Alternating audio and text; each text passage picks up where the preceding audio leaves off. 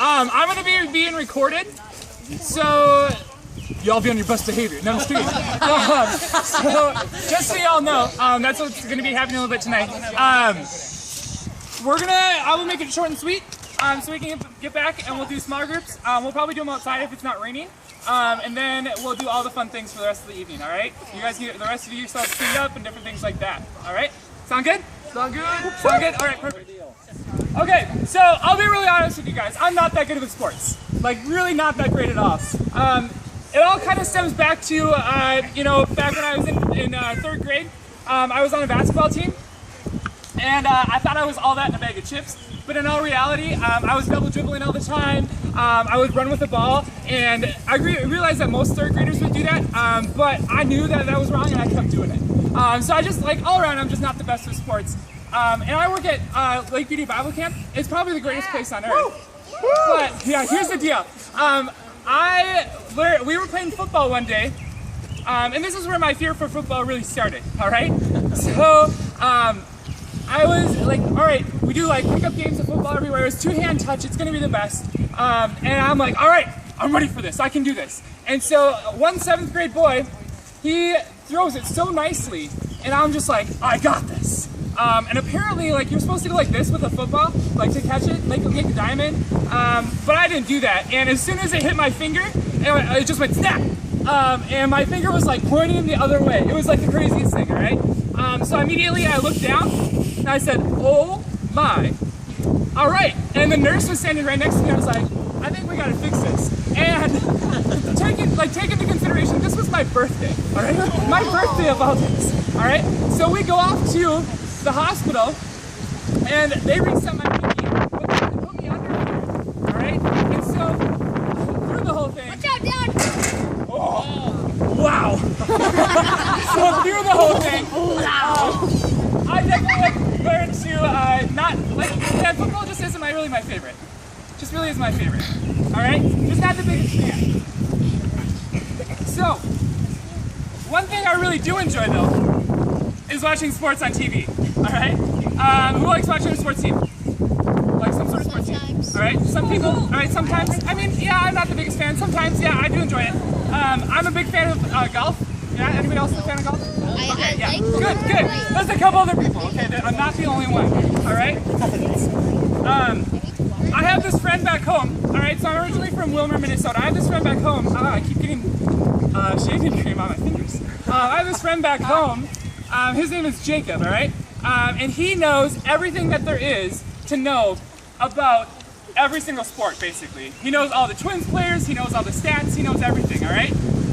But he's also the kind of guy that no matter what, you know, if his team isn't winning or if his team isn't doing so well, he's really quick to jump on the bandwagon of the Green Bay Packers, which is the worst, all right? So this is, you know, I think that he's a great guy and all, but I'm frustrated because he can't stay committed to one team, you know? He just jumps bandwagons whenever, you know, the going gets tough. All right? So tonight we're going to be talking a little bit about this book, and it's called Not a Fan. All right? Has anybody ever heard of this book before? Woo! Okay, so a few people. This book kind of talks about 2 main things. All right? The author outlines 2 main things. He says we kind of classify ourselves as Christians into 2 different categories. And there's fans and there's followers. All right? Fans and followers. He describes a fan as somebody that's just an enthusiastic admirer. All right? Somebody that like loves to, you know, woo! You know, get excited and everything. But they're just an enthusiastic admirer. They're pretty quick to jump ship.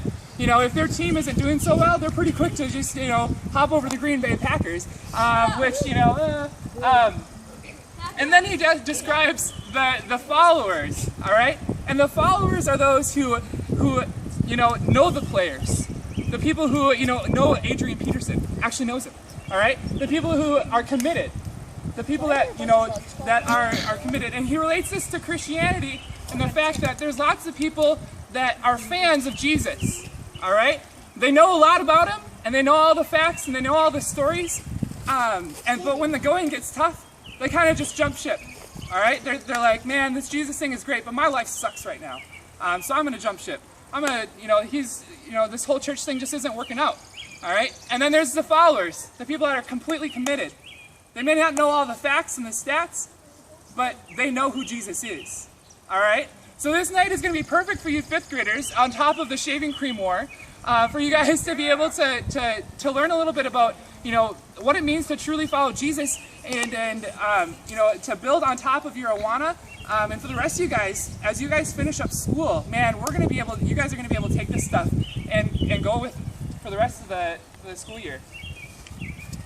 So you guys don't have any Bibles out here, that's fine. So you guys can just listen. This just gives you an excuse to listen really, really well to me, all right? So the story from tonight comes out of Luke 9:23. All right, everybody put 9 up. 9:23. All right, perfect. Luke 9:23. So to put this into context, all right, context means like the backstory of this, all right? To put this into context a little bit, Jesus was sitting down with his posse, the 12 disciples, all right? And they were just asking him questions and different things like that. And Peter was the first one to respond, all right? And you can always count on Peter, man. Peter, I always say, is the comic relief of the Bible, all right? The gospel section. Man, he's like, I'll jump out of that boat and walk on that water. Or man, I'll, you know, don't just wash my face, wash my whole body. Like, Peter's the comic relief of the whole body, or the whole Bible. But Jesus says something in this passage that I think is truly, really, really cool, all right? Just listen up, all right? So he says, in Luke 9:23, then he said to them all, if anyone would come after me, he must deny himself and take up his cross daily and follow me. If anyone would come after me, he must deny himself and take up his cross daily and follow me. Oh my goodness. I don't know about you guys, but this seems like a pretty big deal. Like, you must deny yourself, pick up your cross daily, and follow Jesus. I think that's the coolest thing. All right, we're going to jump a little bit farther ahead. And it's in Luke 9, same chapter, different verse. Luke 9, let me find it. 9:57 through 62. Guys, listen up to this story. The title of this story is The Cost of Following Jesus, all right? So it says, as they were walking along the road, a man said to him, I will follow you wherever you go. He said this to Jesus. And Jesus replied, foxes have holes and birds of the air have nests, but the Son of Man has no place to lay his head. And then he said to another man, follow me. But the man replied, Lord, let me first go and bury my father. And Jesus said to him, let the dead bury their own dead, but you go and proclaim the kingdom of God. Still another said, I will follow you, Lord, but first let me go back and say goodbye to my family. Jesus replied, no one who puts his hand to the plow and looks back is fit for service in the kingdom of God. All right? And so, you know, some of you guys might hear that and be like, man, these people, all they want to do is follow Jesus. Like, why is he making it so hard for them? But the reason why Jesus said these things was, man, these people weren't, you know, taking their faith seriously, man. They were putting these other things in front of what God has called them to do. And when Jesus said, follow me, when Jesus went up to these people and said, follow me, and they said, but no, I really have to do these other things first, and when it's convenient for me, then I'll come follow you. That's not what Jesus is looking for.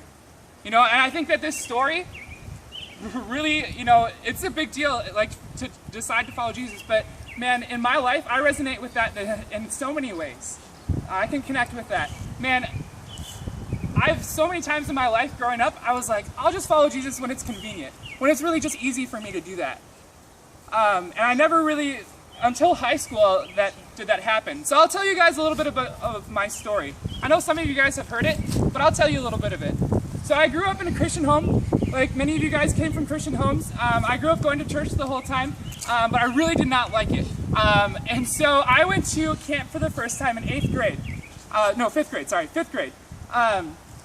And it was in Lake Beauty Bible Camp, in the chapel, on the 8th row on the right side, all right?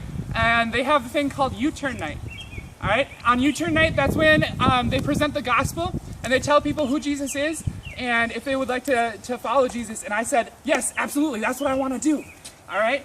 And so that night, I would say, is the night that I was like, all right, I'll be a Christian, you know? That sounds good to me. I want to do this. So I started going to a different church, and I really liked it. It was a Covenant church in Wilmer, and man, I loved it. I got involved.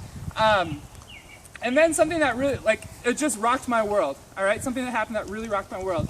And so it was my brother's best friend, and she was a close friend of mine too.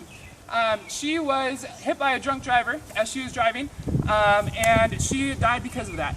And it completely rocked my world as a 9th grader. I did not see that coming. It was the worst. I was so mad and angry at God, and all I wanted to do was just be away, as far away as I could. But through it all, man, I had my youth pastor and I had my parents that were just like pushing me forward and pushing me, trying to push me closer to God. And through that, I think that experience, you know, Morgan, let me just tell you a little bit, a snippet about her.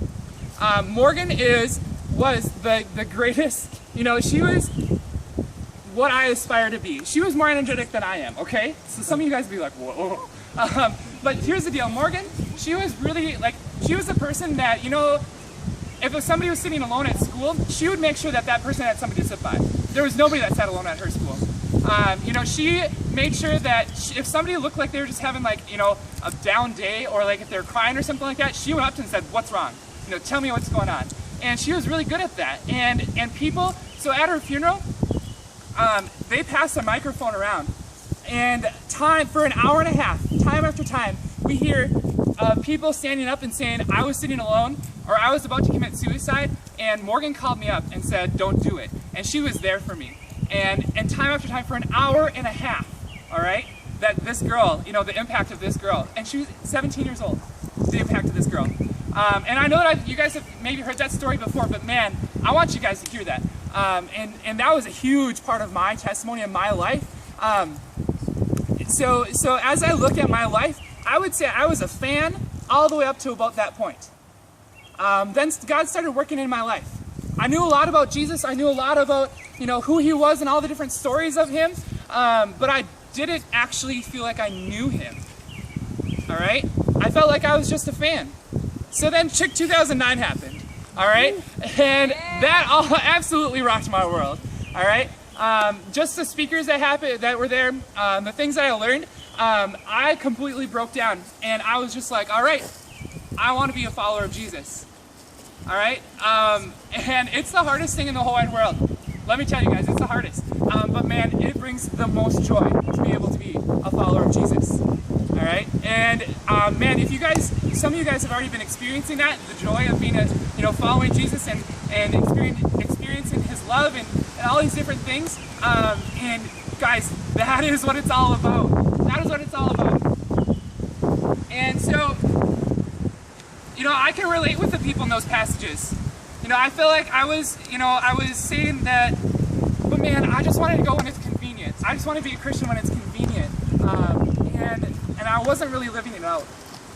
All right, one more story. So when I go home, sometimes I have some friends that are still in high school in Wilmer, and they tell me all about how easy it is to be a Christian. Man, it's easy to be a Christian in my high school setting. It's easy to be a Christian in middle school because, you know, faith never really comes up that much, and, you know, I don't really have to, you know, I don't get beat up because I'm a Christian ever, you know, and they're like, it's easy to be a Christian in high school. And that scares me a little bit. All right, that scares me because I know for a fact that over half the school in Wilmer is not Christian. I know for a fact. We have a really big Muslim and Buddhist population in Wilmer, and so I just know that it's not. And so what I am thinking is, what are they doing? You know, and I want to challenge you guys, man. What are you guys doing in your school settings? There's this phrase by this guy named Francis of Assisi. I don't know. And he said once, he said these words. He said, "Preach the gospel and use words when necessary." And I think that's a great phrase and all, but man, I think we're losing the point a little bit. I think people have used that as a cop-out. I don't know if you guys have ever heard that before, but you know, I kind of like, oh, they'll know that I'm a Christian through my works, and they will. But there's plenty of people that are good and aren't Christians at all. All right. So my challenge to you guys, all right, the challenge is this week is to be bolder. All right. So we've done Not a Fan. There's so much more to this. I challenge you guys to go read this book because it's a really good book, and you guys are going to learn a lot from it. But man, this week and the rest of this semester and the rest of this year, as you guys finish up your school years, man, I have a challenge for you. I challenge you to go out and make a difference. Man, there's simple ways that you can do that just by showing people that you care, that you're not mean to people, and that you're not neglecting people that you should be really caring about. Because there's plenty of people in your life that you can be reaching out to, and not only through your words, but through your actions and just how you show them that you love them. All right. So that's my challenge for this week. Do you guys think you can do that? Yep. Yeah? All right, cool. We're going to welcome up Rachel, and we're going to sing a song. All right? Let's all kind of like huddle in here. We're going to sing a song together, just one of them.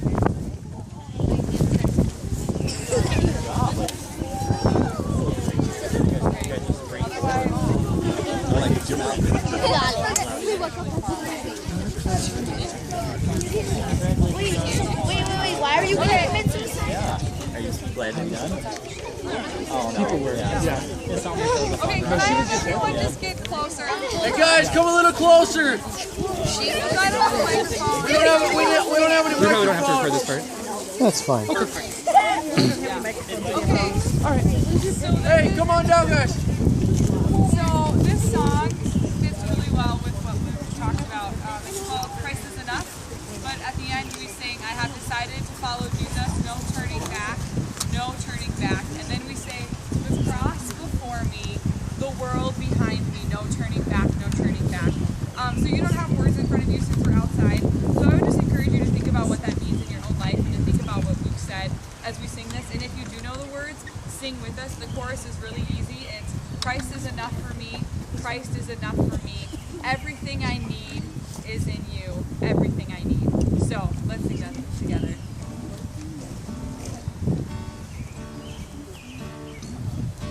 Christ is my reward and all of my devotion. Now there's nothing in this world that could ever satisfy. Through every trial, my soul will sing, no turning back. I've been set free. Here we go. Christ is enough for me. Christ is enough for me. Everything I need is in you. Everything I need. Christ my all in all. Christ my all in all. The joy of my salvation. And this hope will never fail.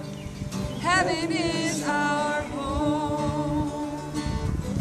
Through every storm, my soul will sing. Jesus is here. To God be the glory. Christ is enough for me. Christ is enough for me. Everything I need is in you. Everything I need. I have decided to follow Jesus. No turning back. No turning back. I have decided to follow Jesus. No turning back. No turning back. The cross before me, the world behind me. No turning back. No turning back. The cross before me, the world behind me. No turning back.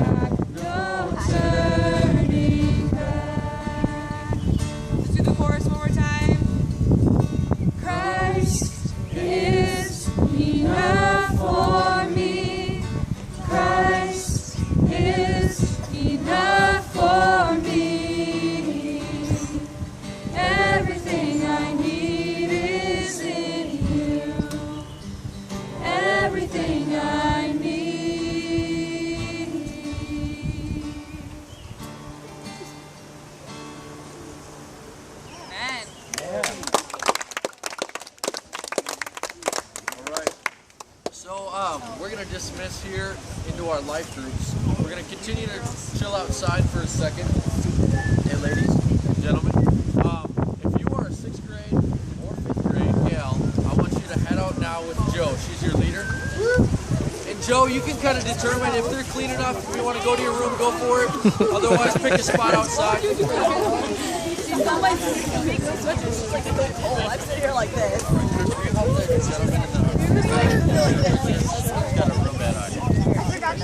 Alright, if you are a 5th or 6th grade boy, you're going to head out with Luke. Alright, so you're heading out? Alright, if you are a middle school, like 7th or 8th grade gal, I want you to head out with Carrie and Ashley. Right here. Alright, alright, the guys can head out with Thomas. Alright, the high school guys. Kevin, you're not in high school. Let's go, troops! And 8th grade. If you want.